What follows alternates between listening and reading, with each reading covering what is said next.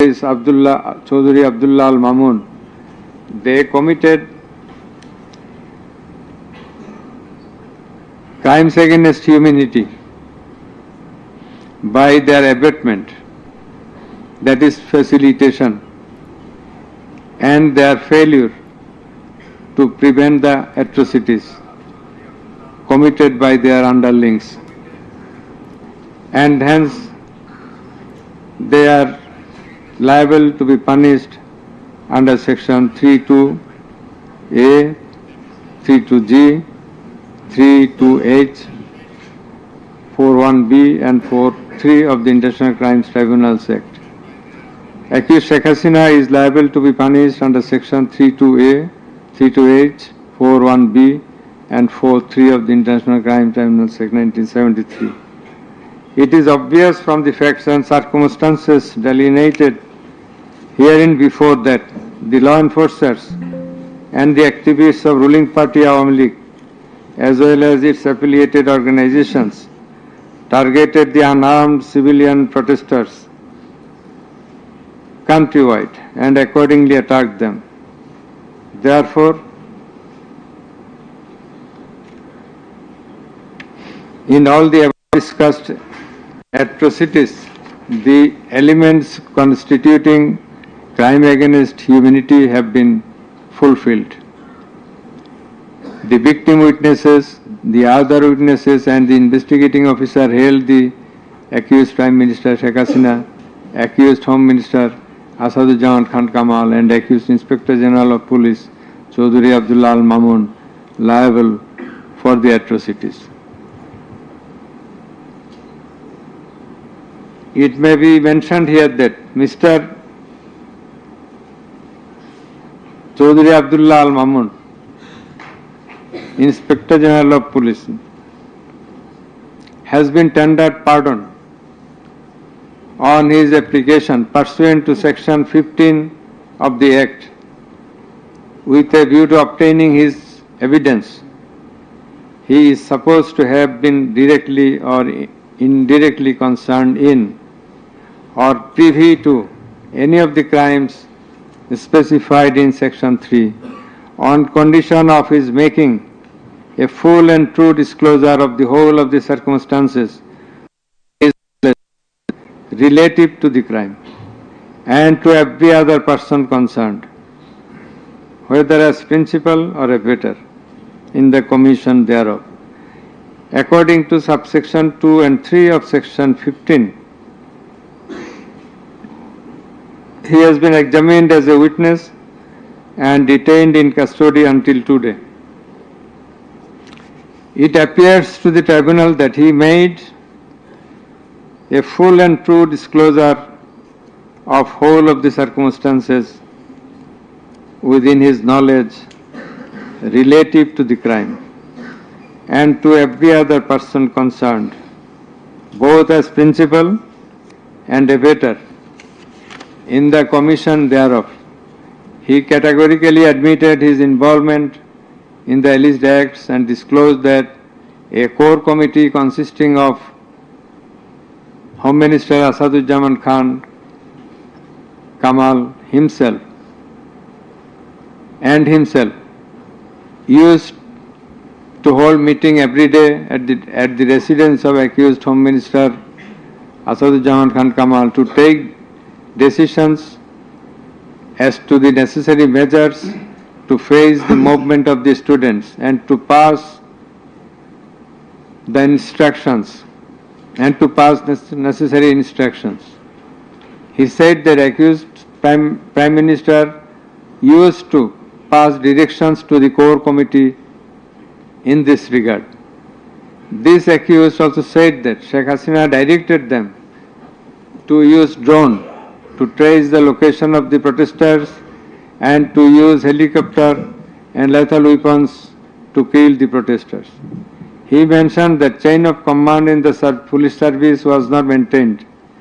In most of the cases, the highest authority used to communicate or contact the mid-level officers like Additional Commissioner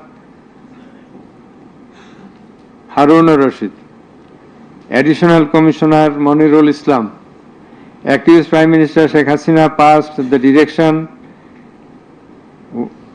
in presence of Additional Deputy Commissioner Praloy Kumar Joardar during a core committee meeting, and as such Joardar conveyed the direction to all the concerned officers throughout the country. Direction means the direction to use helicopter and lethal weapons as well as drones. Chaudhry Abdullah Al-Mamun also mentioned in his testimony that he had a clean image and track record throughout his service for long 36 years. There had been no allegation against him during his long tenure. He said that he feels remorseful and ashamed on seeing the atrocities in the videos displayed in the courtroom. He sought apology to the tribunal and to the people of the country. Although accused Chaudhry Abdullah Al-Mamun claimed to have made full disclosure of the circumstances,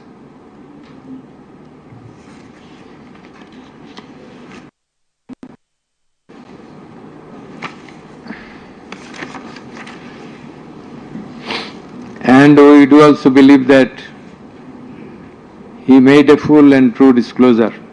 But the offences he committed and admitted is punishable with the capital sentence. And as such, in consideration of his disclosure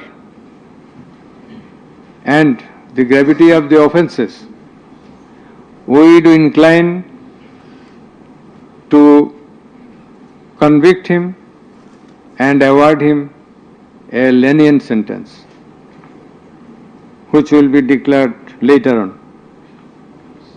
By the aforesaid acts and omissions, the accused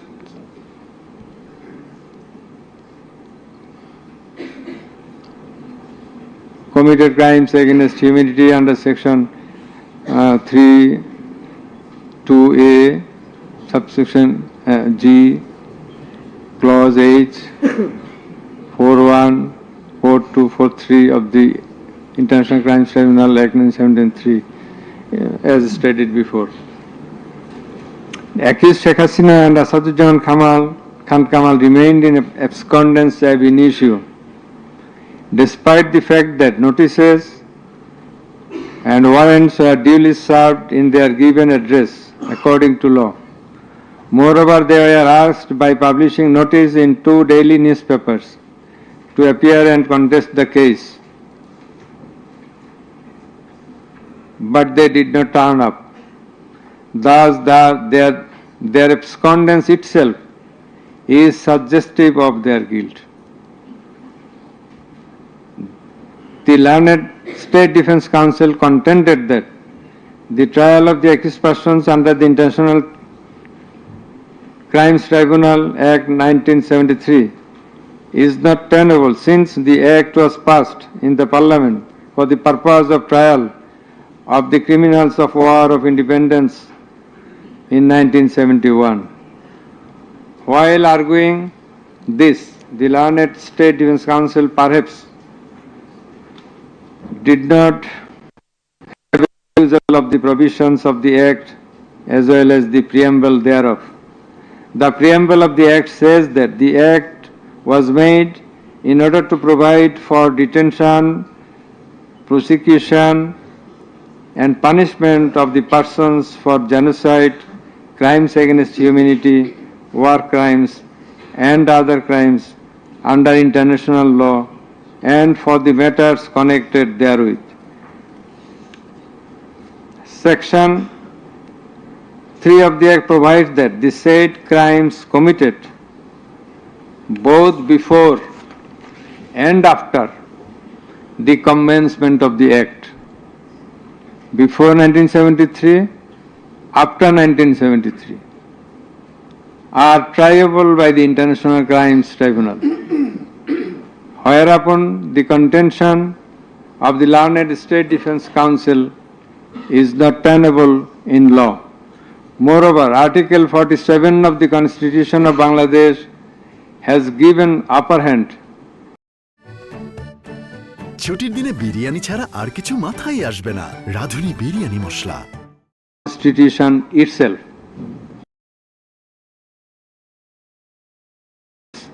Against protesters and other civilian, including extrajudicial killings and arbitrary detention. It has been stated in the report that 1,400 people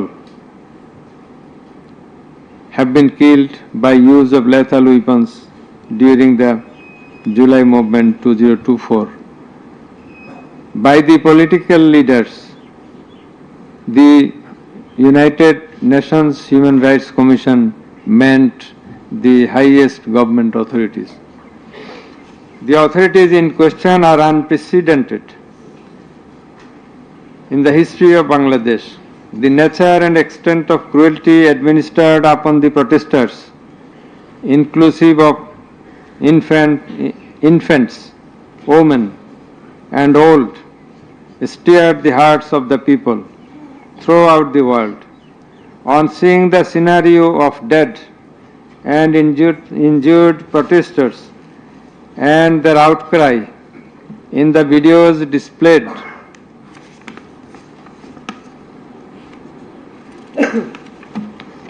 in the courtroom, and also seeing the victim witnesses in the courtroom